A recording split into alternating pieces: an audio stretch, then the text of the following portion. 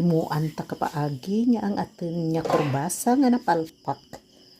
Irahaan ta para nga mapuslan. So ginpanitan ko ang kutob ka wara na sunog. Kagin masa-masa, mikos-mikos.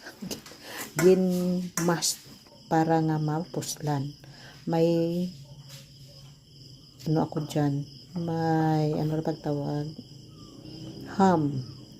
So ginhiwa-hiwa na gamay kagin simpon sa ating kurbasa. Ay nga ating kurbasa nga dya himuon ta nga kalabasa balls. Kalabasa balls. Diba? Butang na itlog kag harina dyan ra kag mix klahan kang mga kun ano-ano nga saboroso nga seasoning.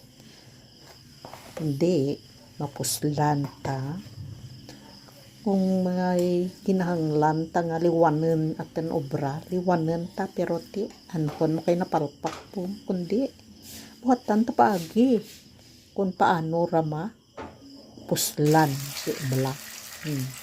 Binakala ko dyan niya no, para mag-ubra balls so kita mo namin no, namin tsura na di ka mayawan ka pa bulibulok pa bilog-bilog, butang mo lang kag ganun.